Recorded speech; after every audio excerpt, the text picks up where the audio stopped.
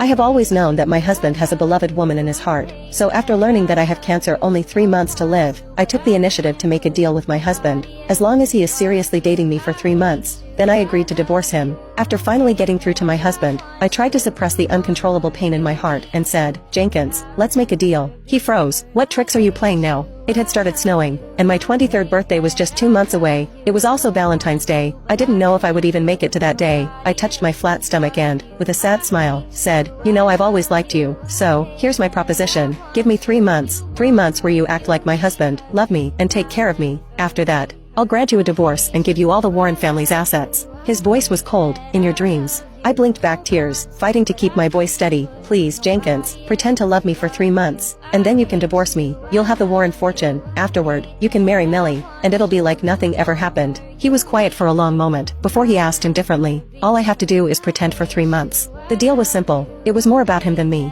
I nodded, swallowing the lump in my throat. "Yes, just 3 months, please. I won't let you disgust me for 3 months," he said, his tone dismissive as he left in his black Maybach. The next morning, my head throbbed with pain, my throat was dry from crying the night before. I followed my doctor's orders to take the medicine, then washed up, dressed, and made my way to the office. I wasn't just Jenkins's wife, I was also the president of Warren Group. Martin Farrell, Jenkins's father, called as I was sifting through paperwork. "Millie's back. Keep an eye on Jenkins." I froze. When did she come back? Yesterday. No wonder Jenkins hadn't even called me Millie in bed last night. He didn't want to act in front of her. Didn't want her to think that he had any feelings for me. I could feel my heart breaking again. I decided I had no reason to fight for him anymore. I want a divorce. Martin was shocked. "What? Why?" "Jenkins doesn't love me. Our marriage has been falling apart for years. After we divorce, you'll have a better relationship with him." He was silent, then asked in confusion, "You'll give him everything?" I looked at the share transfer documents on my desk, a sense of finality in my heart. "Yes, I will transfer all Warren Group shares to Jenkins." Martin didn't reply immediately, then sighed, his voice filled with suspicion. "What are you really trying to do?"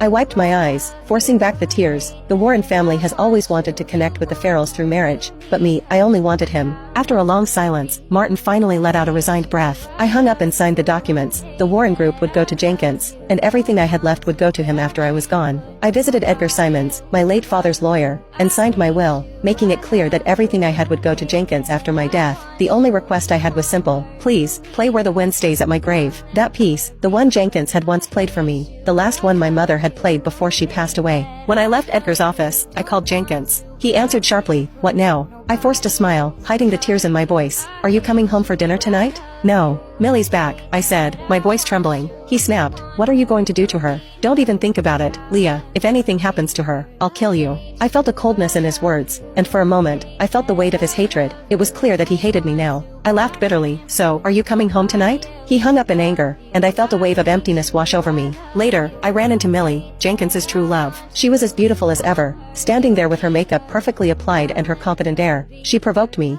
asking if I was happy being Mrs. Farrell. I smiled, unfazed. "What about you, Millie? You've got nothing, no power, no influence. Do you really think you can handle being his wife?" Her face paled, and tears filled her eyes, but I wasn't moved. I'd given Jenkins everything, and he still never cared for me. Before she could respond, Jenkins appeared. I could see him tense when he saw us together. He pulled Millie close, as if protecting her from me. "Leah," he said coldly, "what are you doing here?" I stared at him, my voice low. "I'm just here to visit a friend. Are you meeting your ex-lover behind my back?" His eyes hardened, and he grabbed my arm, pulling me away from Millie. "Go home, I'll be there tonight." His words felt like an insult, as if he was doing me a favor. I could feel the bitterness rise in me. "I'll go home," I said softly, "but just so you know, your father can't stand Millie." That night, Jenkins returned home late. It was well past midnight, and I waited for him in the living room. The faint scent of perfume lingered on his coat from Millie. I quietly took the coat and hung it up, trying not to let my emotions spill out. He stopped, noticing something was off. "Leah, what's going on with you?" I looked at him, trying to keep my composure. "Jenkins, I have something to tell you."